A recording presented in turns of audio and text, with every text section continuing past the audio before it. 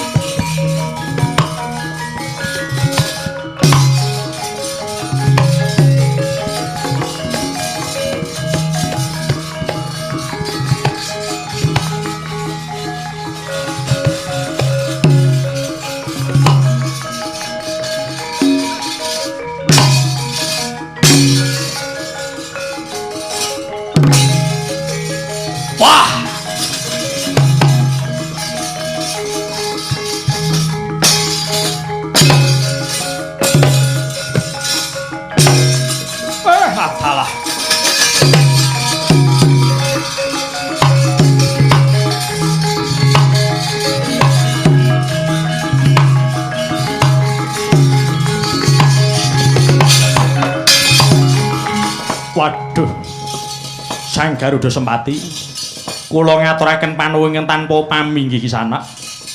Inggih. Awit asmaning para kadang wanara ugi ngaturaken panuwun Sang Garuda Sempati. Inggih. Dawah sami-sami. Tiyang gesang menika kedah tansah tulung tinulung kok Raden. Ayo Gong golek turan iler, Gong.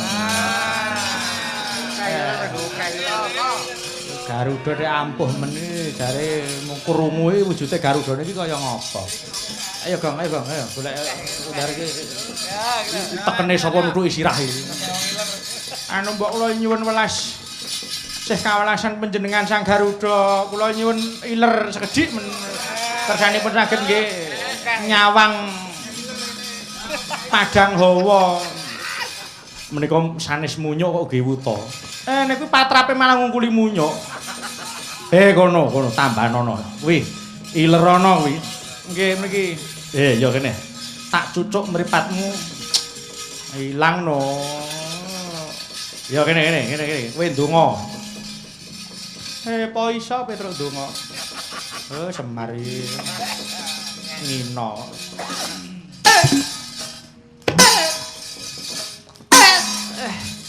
Lailere ndi? Sik. Wes ora sang ngono. Malah kebroh lho raine. Lho, wah iso mak biar. Garuda kaya ngene. Truk. Golekno iler, Truk. Taileri dhewe kene. Wong esuk-esukan ngene iki mandi-mandine. Ora sudi. Truk, ngene. Bocah motombo ya melu jane malah apik wutoke Gong kowe, Gong. Ndahmu ora wuta iki malah tok nggo njajari pahmi ae. Wuta rak raro. Aku gak ono ilire sapa sak-sake. Kene tak cucuk wah iki kekamban mata iki rada angel iki. Cerewet. Urung. Urung ketok urung.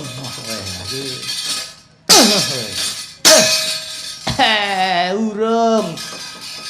Loh, kok urung iki? Sing kuwi pancen karo wit cilik kok. Oh, pancen PC to Bagong iki. Wong kok senengane maido. Raden Anoman, wis waras kabeh para wanara. Enggal ngelak wanci budhal apa marang aleng kok. Iya, keparing, nuwun pamit.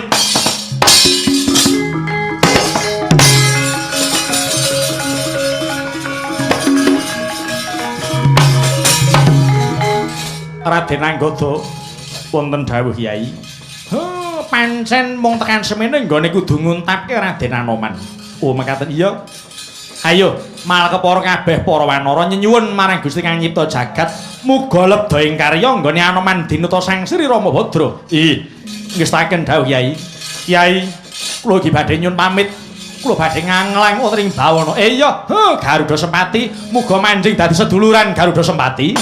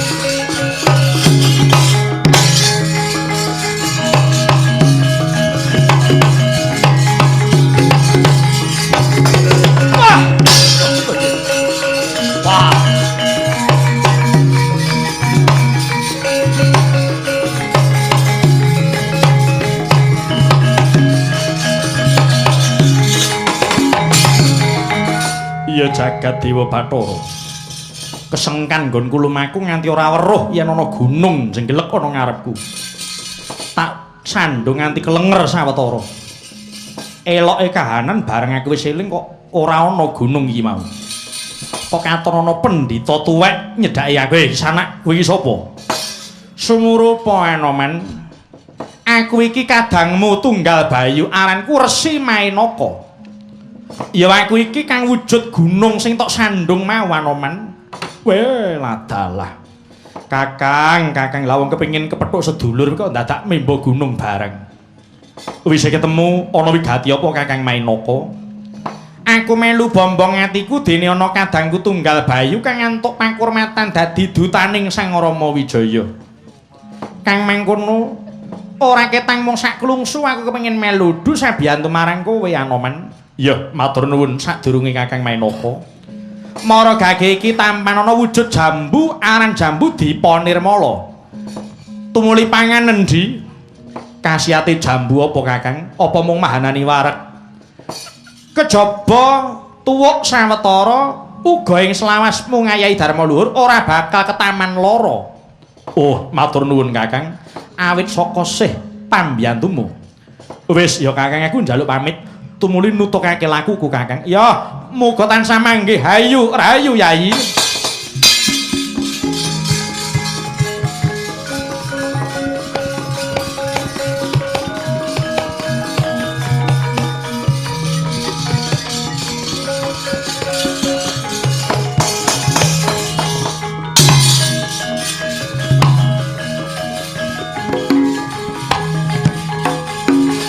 Wah!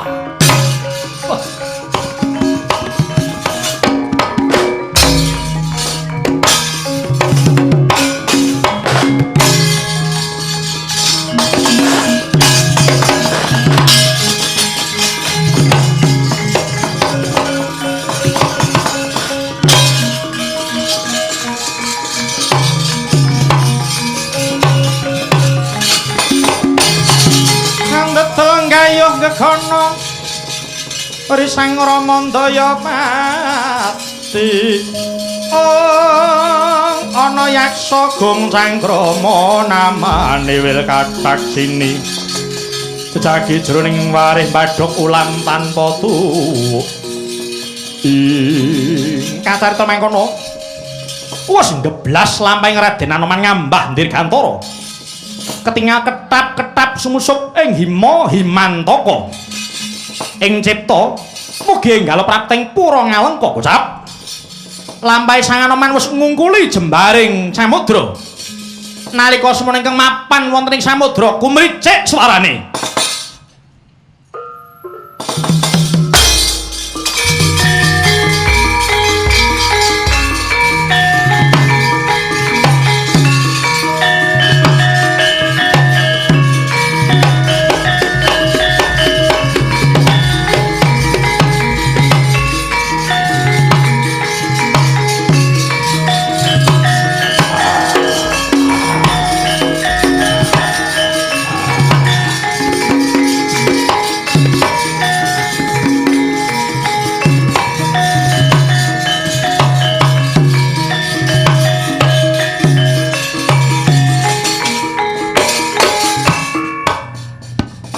Kocap kacarita nalika semana kombak kombul ana madyaning samudra ana abdi dalem juru silem ing ngalengka apes diyu tutupnya hanggegilani nama Ditya Wil Kataksini gandeng landhep penggandane tuwin permana paningale nalika ngungak manginggil wonten barang kang nyelwadi dasare pinatah anjaga marang katentremaning praja ngalengka mula sabarang kang kumelit diserot mesti kamplung ana waduke duping nguningan iki lebate Sang Anoman kagiat gorokasan Sang Wil Kataksini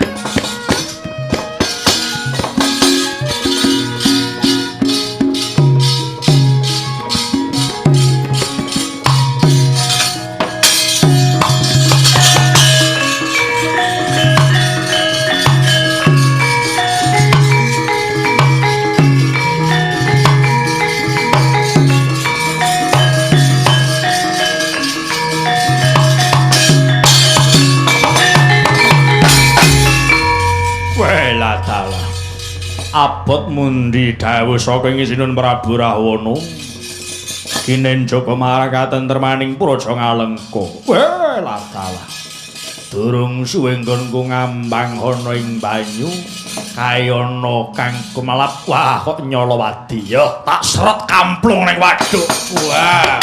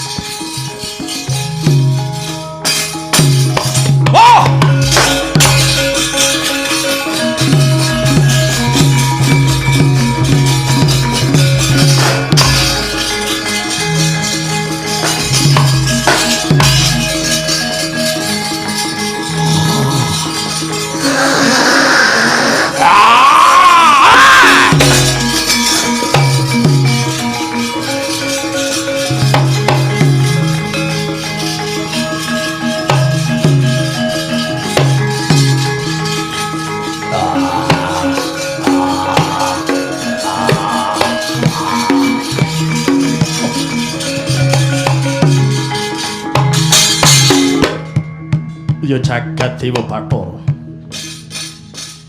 ora weruh sangkan paraning bilai teko iki aku diserot nganti mlebu ana jero weteng sing nyerot aku iki bangsane apa iki buron banyu apa malah buta sing tunggu segara mbuh redep ora perlu ngurusi sapa sing nguntal aku sisaning kekuatan kuwi iki tak kulumpukke tak nggon jebol waduk iki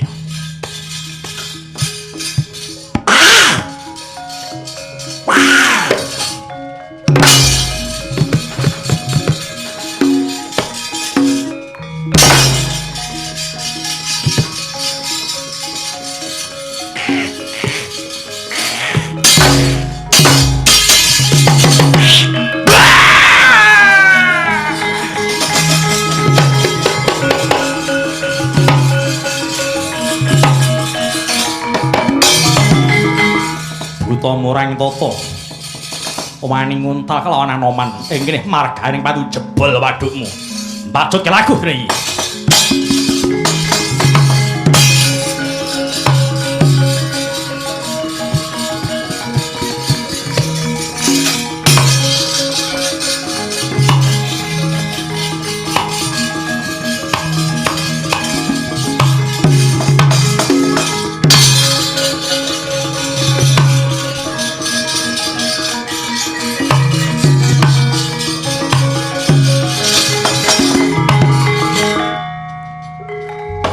Meh rahina semubang hiwang aruna kadinetraning uga rapuh sabdani kukila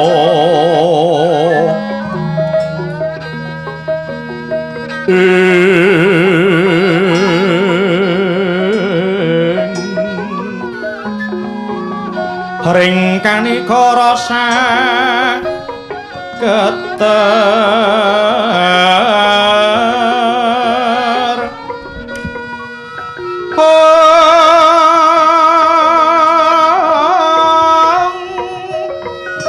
niki tuning akung luwih sing Pini panco papetoking hayam wana ring pagagan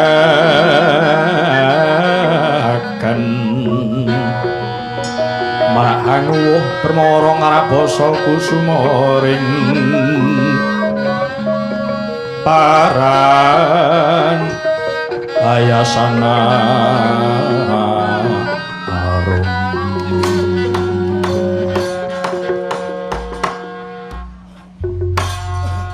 jagang jero beteng kandel praja ngalengka ing gegana kareksa garuda kang karem mangsa daging gunung jurang pereng rinajegan madya yaksa dian Anoman kepati ngati-ati tinangguh wanci dalu ndenyemanjing pura ngalengka kanthi aling-aling wayangan gegodhongan amping-amping wit-witan marambat malembar panging kayu-kayon temah lulus raharja prapta papan kang sinedya sinigeg ing mangke mapan wonten ing taman Saka kaya rinujit kingkin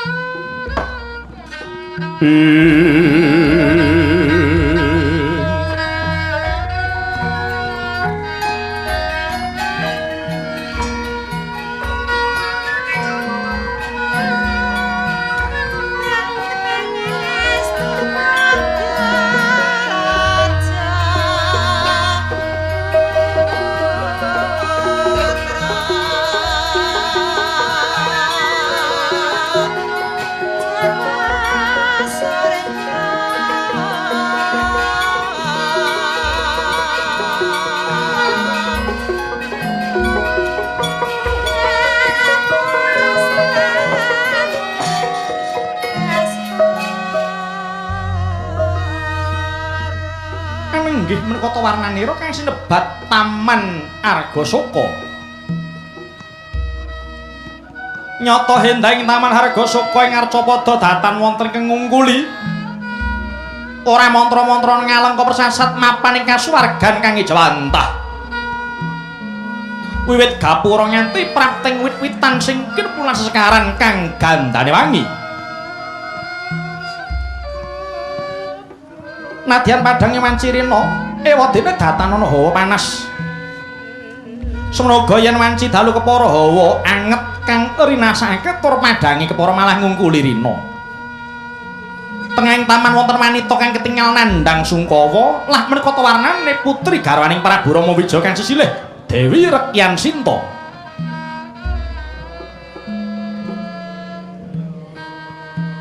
Ketingal sang Dewi hangure rikma panjang tumu manggigir prapting ndur wadidang. Nadyan madyani taman kathah sesawangan kang endah tur semake parandene datan bangkit anglipur marang duh kitane sang Diahayu. para saya tumlawung penggawe Sang Dewi labet amung tansah ketinggal citranipun ingkang Raka Sang Ramabhadra. Sekedhik wonten raos pajar awit saking prigeling Dewi Trijata, putra Sang Gunawan Wibisana ingkang hanggo ngatur panglipur dhateng Sang Dewi. Siang Ratri Dewi Trijata datang pisah sarikma kelawan ingkang Wasinta. Dadak sakala wonten semanten Natakari lan swanten ingkang hanguwa. Nimas hayu rakyan Sinta wong manis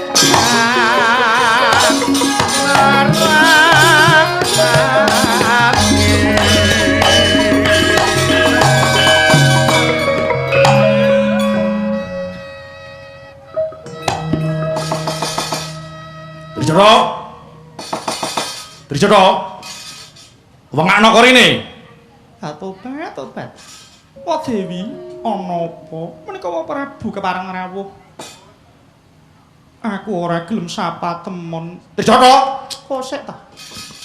Wong gaweane akeh kok ya bengok-bengok wae. Wene wong nembang ora dibukaki lawang. Buka. Kono-kono tinimbang kowe kono nampa du. Inggih saking dawuh. Inggih sekedhap. Tobat. Kaya seneng duka lho. Nah, mbok ngono. Wah. Ayo. Ngapa? Wah. Wah nek wong bengok-bengok ora dibukai lawang karepe piye? Ya nyuwun pangapunten ya gawean iki akeh kok ya. Yo. Ngene pikir ngene. Mustikaning prawanodya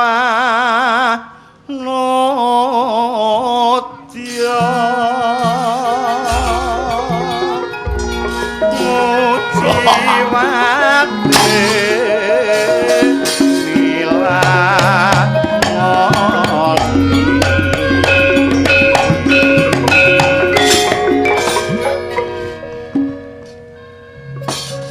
Nimas Sinta wong ayu setinik-tinik tolen awakku dimen maringgonku gandrung Sinta.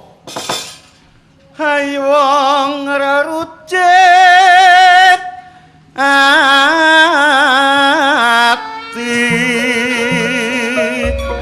marang sun kang nandang uyo.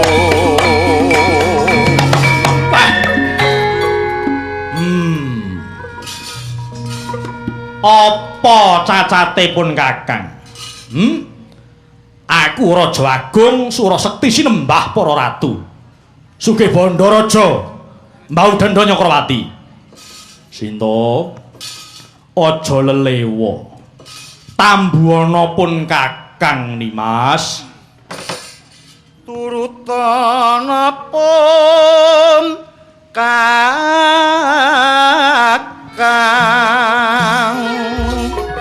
lantang ingsun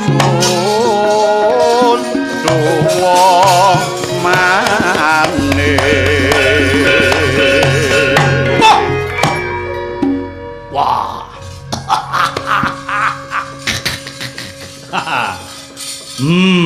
Ndak toi pati nggonku nyidra kowe. Beteke tresnaku sundul langit. Pagene kowe ora gelem. Nolea to. Tok toleh wis lega aku. Sawangen wae wis lega. Rakyat Sinta manut sun lela.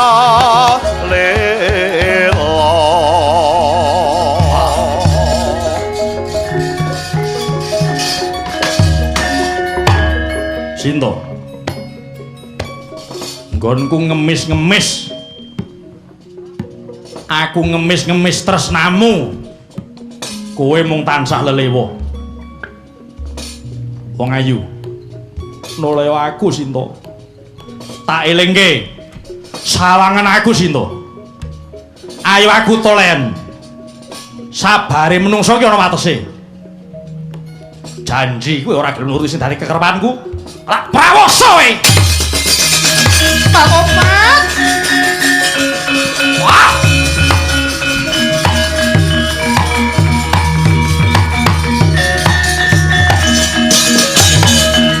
Lang-langing driya mangu-mangu.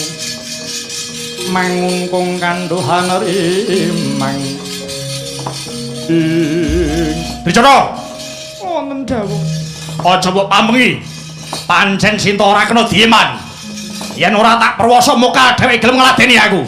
Sampun Wa Prabu, sampun keparenga sabar saking sawetawis. Kowe ngerti dhewe. Saben-saben ingsun manjing taman, wakmu Sinta nyingkur karo aku. Janjane ngopo? Apa isin? Apa isin nyawang aku Dicana? Nyun pangapunten.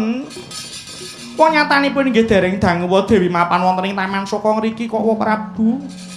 Aku kurang piye meneh? Wong wis sepurana seprene, apa sih kurang suwe? Hitungnya gue hitungan apa? Ingkang kula pikajengaken menika rak tasih dangu benjang menawi Wa Dewi Sinta sampun kelampahan ginarwa paduka Wa Prabu. Mangkir inggih purun mirsani paduka Wa Prabu to. Ning piye sajake piye? Sajake iki seneng apa ora? Inggih menawi mirunggan kalian kula Sang Dewi menika paring dawuh dhateng kula Trijata, awakmu kuwi jane iki wonge bagus kae. Bo iya neh. Inggih. Ngono kuwi. Nggih, dasare gagah perkosa. Sembada prawiring yuda, sinudan kabeh para kawula. Ngomong ngono kuwi. Inggih. Wah, ya. Ya, yen ngono aku ora nesu. Tak enteni sak lulute. Wah, pancen kowe pinter. Diladeni sing pinter. Yo. Ana bebungah kanggo kowe. Gandhe kowe pinter ngladeni wakmu Sinta iki. 5.000. 5.000. Yo, wis cukup kuwi. Rumah saku kokean 5.000 kuwi. Lah tobat. Ratu nek kaya ngono ki. Ratu apa? Cerewet ae. Aku njaluk tulung wakmu Sinta yen wis gelem sapatemon karo aku kandhanono. Sing ngerti kowe dhewe lho ya. Ngestaken dawuh. Yo tak pasrahke kowe Trijata. Wah.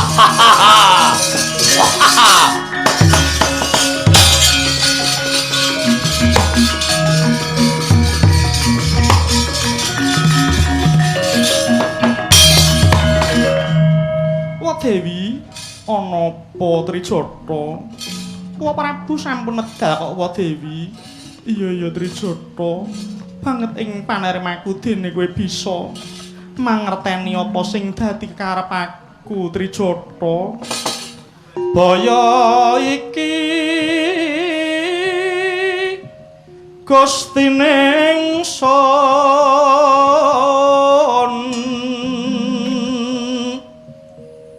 Kusuma putri Mandili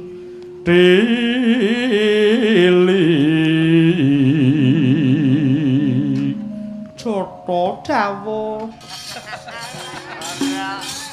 ana swara kang anguwuh katone saka njaba mara coba golek ana ngendi papan dununge swara mau inggih ngestaken dawuh Dewi garwane Sang Prabu Rama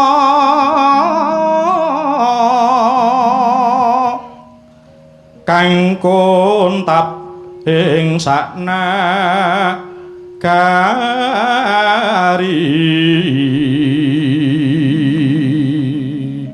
atobat ana ngendi to ya apa ana nggo kanan kiri ewoh son manani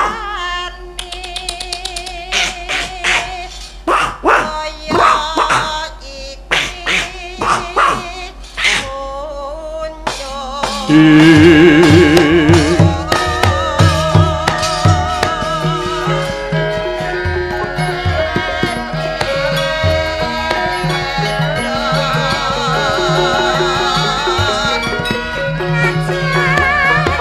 indriya mangun kung kandhuhan rimang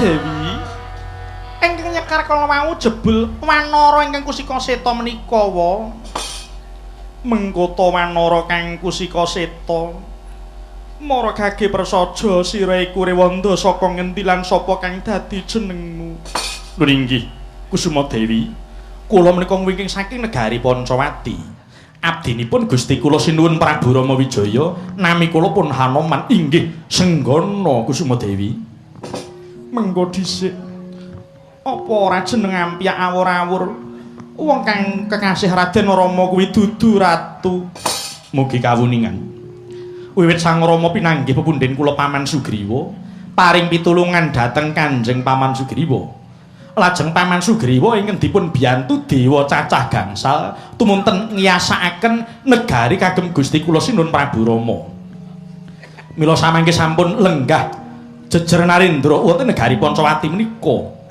Gusti Putri, nadyan sira wis ngaturake kang kaya mangkono, ananging aku ora bakal gampang percaya marang ujarmu mau. Yen tanpa ana bukti sira iku temen-temen kawulane Sang Rama Badra Anoman. Lho nggih Kusuma Dewi. Dawah kaleresan nalika kula badhe dinuta sowan Sang Dewi, kula ndikaaken ngaturaken sesupe lintring temanten kunjuk dhateng Sang Dewi. Ingkang menika monggo Sang Dewi nuwun sewu keparenga mundhut saking pucuking buntut kula menika Sang Dewi.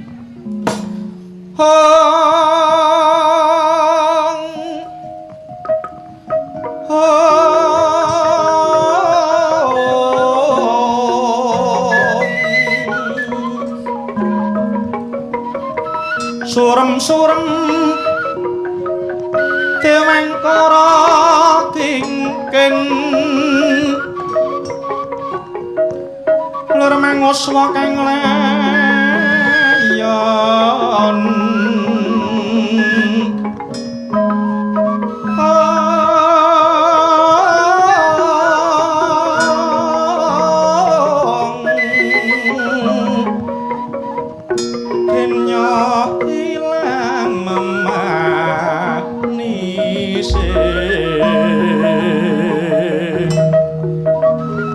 Watananira landu kumal kucem rah nyomaratani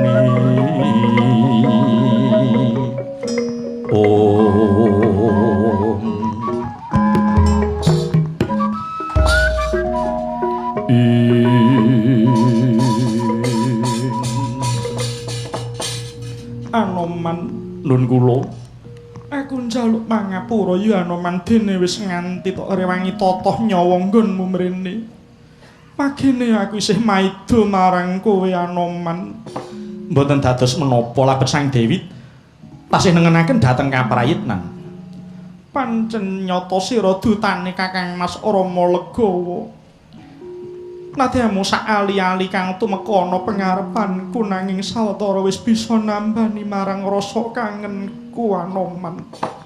Nun inggih Kusuma Dewi. Kepara dawuhipun ingkang sinuwun, nuwun sewu, sesupe kala wau ndikaaken ngagem. Menawi cekap mboten logoro tuwin sesak Sang Dewi kadawan nyerantos sinuwun Rama badhe rawuh dhateng Alengka. Saperlu mapak dhateng paduka Sang Dewi. Kanthi mawi cara menapa kemawon badhe dipun tempuh watos saged mboyong kundur paduka Sang Dyayu Ya Anoman mara waspada no bakal tak agem susupe iki Anoman. Miat kagunan to sing sim sat sampun prati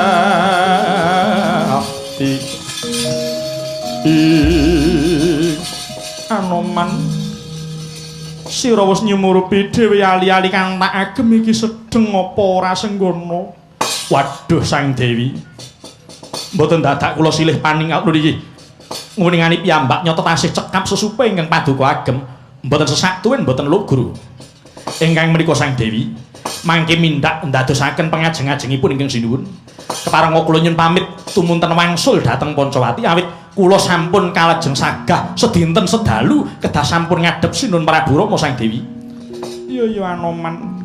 Yen pancen mengkono sing dadi kesaguhanmu marang Kakang Mas Rama ora liwat nyangoni Raharja lan minangka tandha menawa sira wis ketemu marang aku mara gage tampan ana iki aku titip Kancing Gelung Kiai Cundha Manik mara kunjuk ana ngersane Kakang Mas Rama Legawa Anoman lan pirang ewu taun suwene aku tetep ngenteni marang rawuhe Kakang Mas Rama Anoman. Sedaya dawuh paduka badhe kula aturaken ing Sinun Prabu Rama Sang Dewi. Sampun nyuwun pamit saha nyuwun pangestu Kusuma Dewi. Ya Anoman. Hayu-hayu rahayune sekala lakumu Anoman. Trijata wonten dawuh Pak Dewi. Mara gage Anoman iki golekno dalan kareben tinemu slamet metune saka taman kene Trijata. Nanging nggih ngestaken dawuh Pak Dewi. Ayo Raden Anoman. Tinimbang kowe konangan marang prajurit Ngalengka, kowe bakal tak gembol wis dhisik. Ora digembol. Iya. Wah. Digembol nang ngendi? Tak gembol ana kembenku. Ayo. Mara enggal taman Cundha Manik, enggal tak gembol. Ya, ndang gembolan aku iki.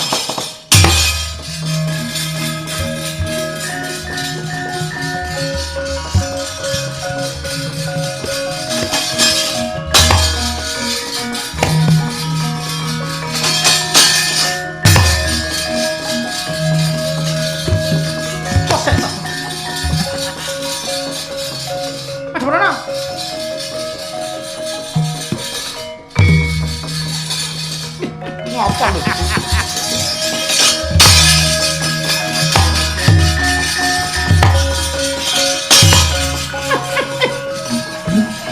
Jadi ngapa ta iki?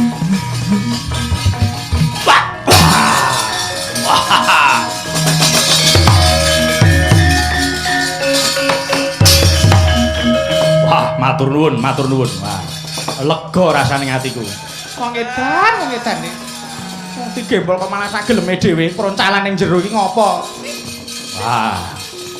Kula nyuwun pamit. Wis entuk gawe iki.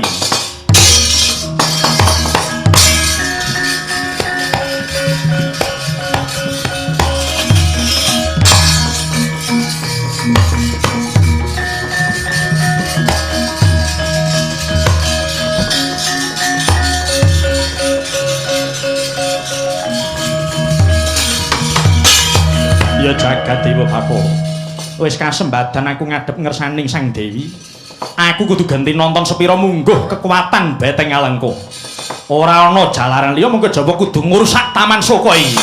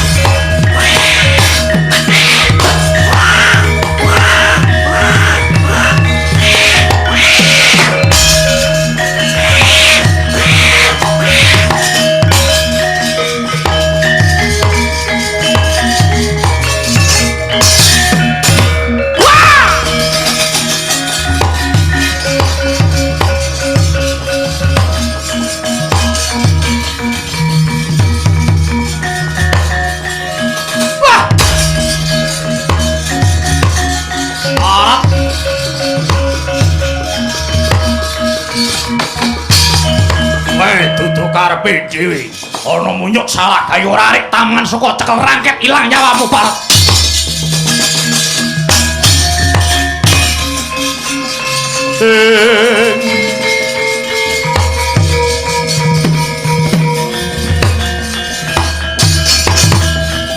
Munyuk murang toto gawe geger.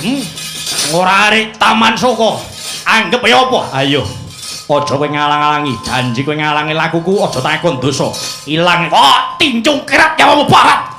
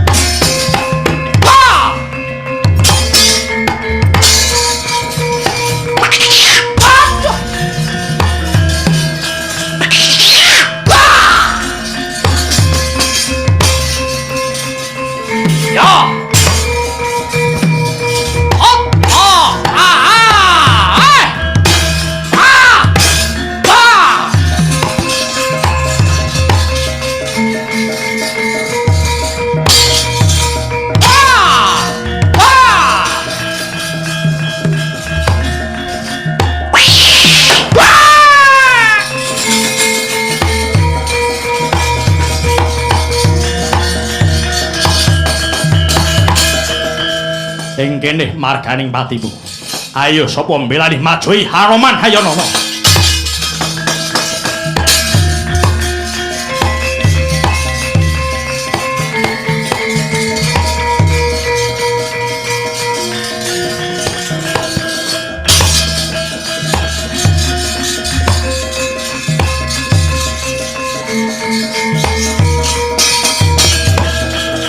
Dudu karepe dhewe. Ana munyuk salah gawe ngora arek taman soko. Tak senjata ranting lawa ilang nyawamu Barat.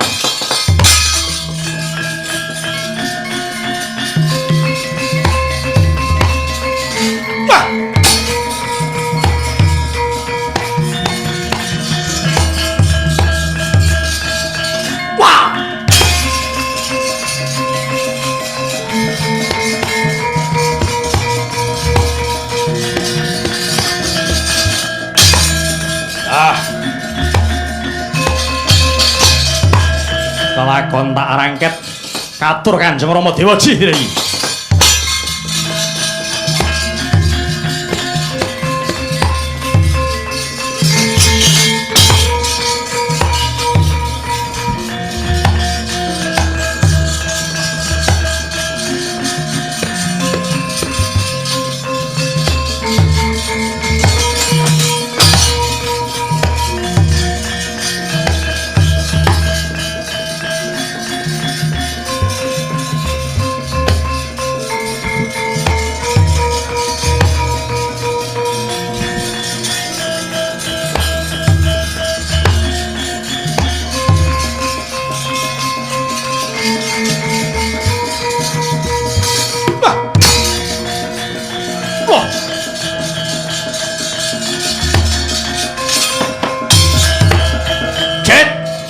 Wonten dawuh Kanjeng Rama Dewa Ji.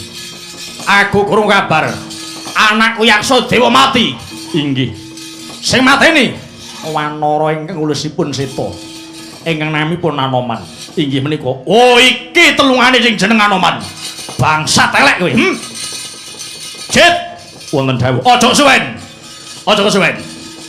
Iki kongkonane Rama. Anoman enggal dicencang sesuk diobong. Wah. Prabu Rahwana, ya. Pancen iki sing tak arep-arep. Anoman ora bakal mundur. Ayo, kroyoken. Aja maju ijen. Maju bareng aku ora sulap nyawadya bala. Wah, kok kean cangkeme dicencang, Jet. Wah. Wah.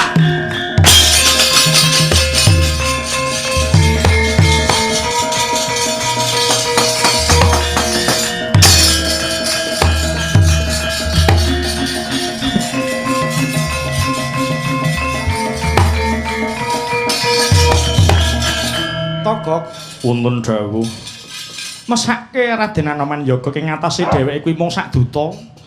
kena ngapa Kakang Prabu Mentala bakal mateni? Mongko manut pernataning hukum donya kudune rak ora ngono ya, Gok. Lah iki kedahipun ngaten. Namung menapa Kang Raka niku nate to gugu aturan. Wong nuwun sewu Kang Raka niku golek menangi dhewe. Weh lah dalah, yen tumindake Kakang Mas Rahwana kaya ngono apa ora digeguyu jagat. Lah nggih niku. Mula aku mesake marang Raden Anoman. Ayo. Kanthi miling-miling aja nganti kadenangan prajurit liyane nyaketi marang bandane Raden Anoman. Monggo kula dherekaken Raden.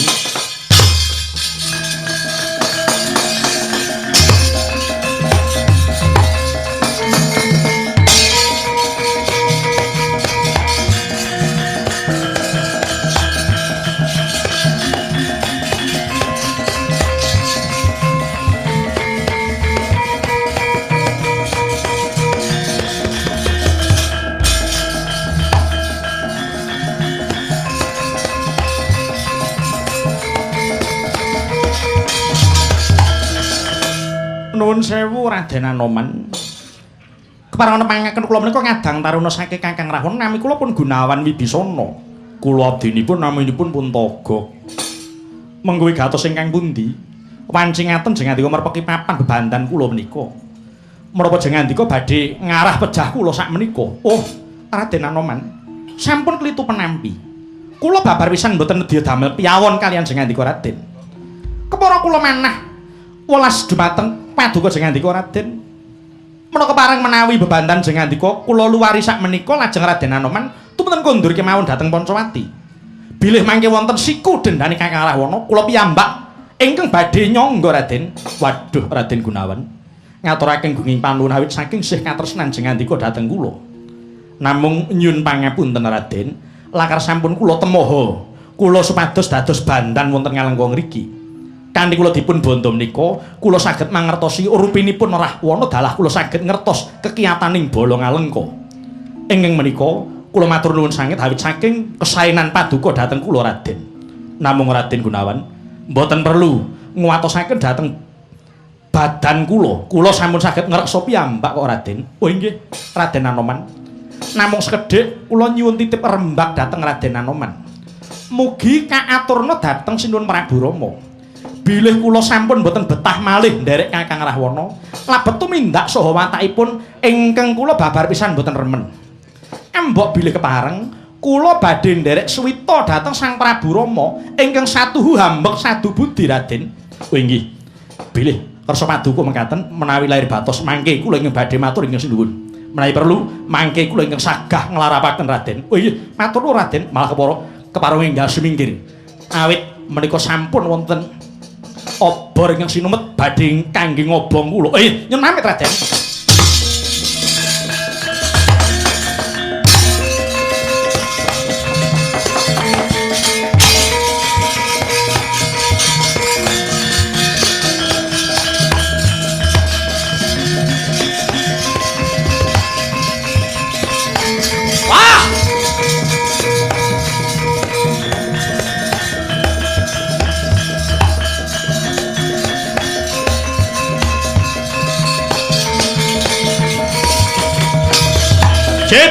Wonten dawuh Rama, wis manjing tengah wengi Cit.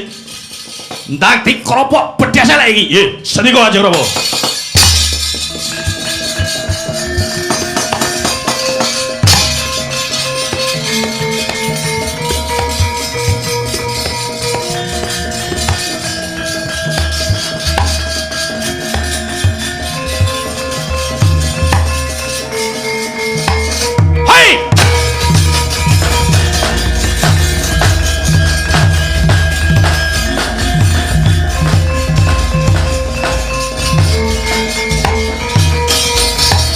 Wis manci tengah dalu. Wis katon manghalat-halat uruping dahana kanggo bar marang Sang Anoman. Ewa dene Raden Anoman ngedhapke wala mboten. Bawane Wanara masih taruna mila datan muka menawi tasih remen ngongaske marang kuwanenane. Nalika semana Sang Anoman griya mata aji maundri. Sanalika Triwikrama badanira dadi sak gunung, 3 gunung, 5 gunung, 7 gunung. Sigra ngedom geli Sang Anoman.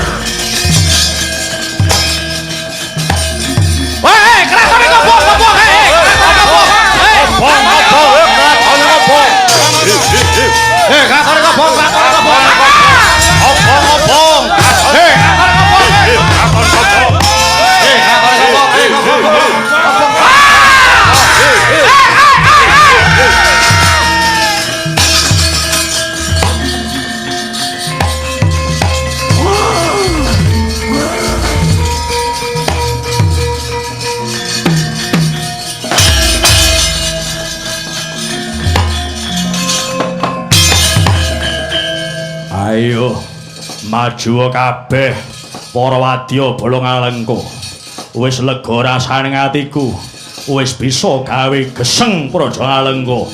Bali selak dadi pengarep-arepe Sinun Prabu Rama di. Wah! Wah!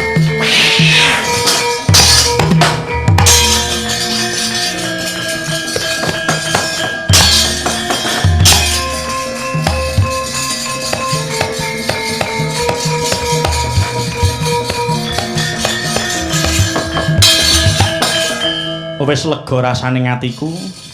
Dene aku wis bisa gawe tenger ana kutha Ngalengka kene. Monggo isih ana siji sing kudu tak tindakake. Yaiku arep melehke selire Rahwana sing jeneng Sayempraba. Iki mung kari samben iki. Nalika aku wuta, batinku wis sumpah durung lega nek durung ngumpuli Sayempraba. Monggo bab-bab sing wigati wis rampung. Wah, iku wetune ya wis mepet men iki. Delone wis parak esuk. Piye?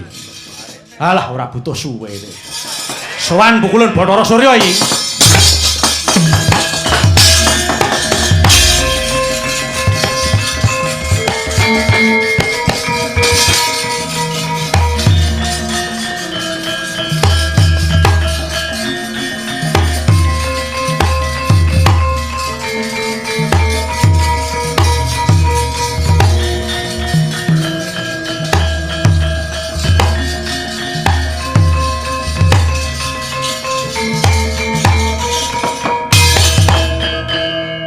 Apa Anoman? Sira marak ngarsa ulun banjur nyandak karo sikil ulun ki ning ngopo sajak kaya ngarep njaluk. Nun inggih. Ketingalipun paduka pukulun sampun badhe wiwit nindakaken kewajiban nglampahaken Surya. Ya bener Anoman. Sabab iki wis titiwanci jumedhule Surya mung kari kurang sedhela meneh. Mula ulun kudu ngetokke semburate abang dhisik kuluk. Nyun pangapunten, mbok inggih wonten kepareng paduka pukulun radi dipun undur sawetawis. Radi dipun tunda jumedhulipun Surya kala wau. Lho, kok aneh. Wong nyuwun kok ngundurke metune srengenge iki apa ya ana? Apa bisa? Alah mesti lho rek. Pirang menit? Arep go apa to? Arep tok go apa? Mboten ki napa-napa. Sedasa menit 10 menit inggih persajan arep mbok go apa badhe kula nggih manggi Sayempraba. Lah kok nemon iki ana perkara apa? Sedewa pengalaman kok dadi takon. Lah iki badhe kula nggih nalika paduka pepanggihan kalih Eyang Mindradi. Lho. Wis aja tok bacutke wis. Aku wis tanggap. Wis ya, 10 lho ya. Nggih, sedasa ki mau sampun cekak niku. Kowe kula sengkake. Ya, tak turuti. Ah!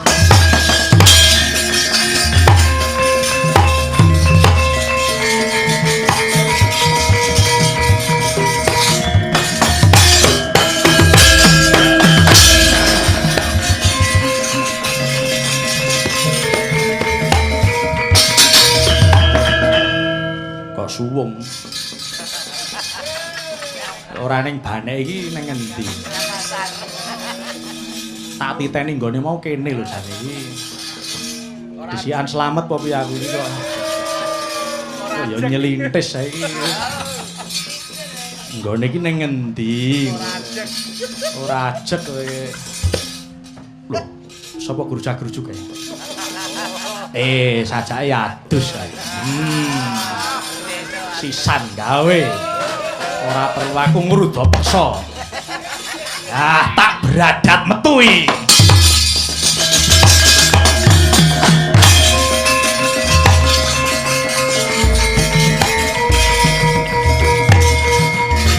Tobat.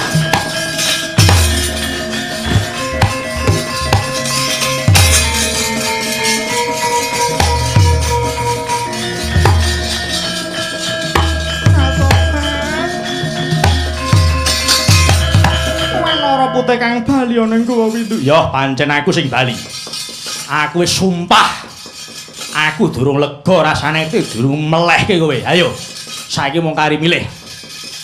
Aku tok ladeni apa kowe ngladeni aku? Gek kepiye to ya? Ya mung padha wae. Ah, ora sandadak kesuwen. Kene, kewirangan kowe.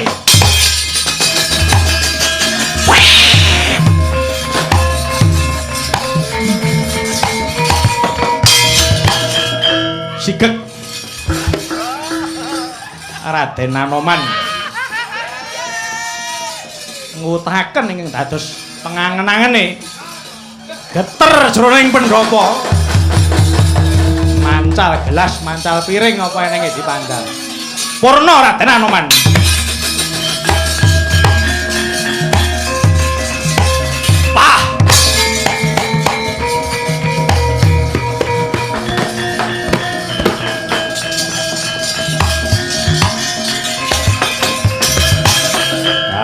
Ini ya ora suwe. Kelakon tak incip wit biyen. Yen to aku wis kasembadan tak baleni meneh Sayem Prabu iki. Wah. Saya ayu saiki. Saya nyenengke. Wah, aku saguh njaga omahe aku. Sapa nyedaki tak pancal raine. Bali to iki.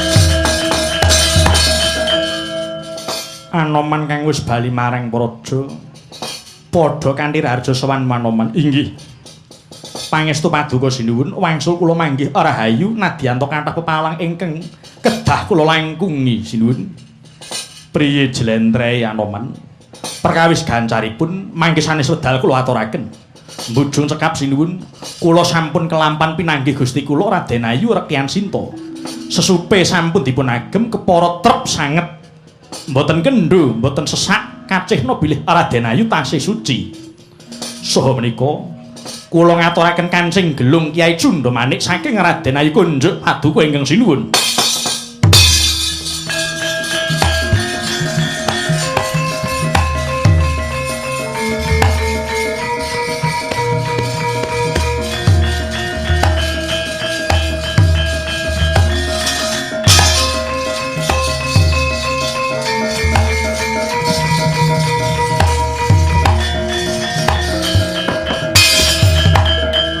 Anoman nyata sira satriya kang mumpuni ing saliring reh lan dadi duta kang ngrampungi ingkang mengkono muga jagat neksenana wektu iki sira ingsun pundhut putra Andanu utawa anak angkat ingsun paringi tetenger Raden Rama Handayapati seneksen jagat saisine.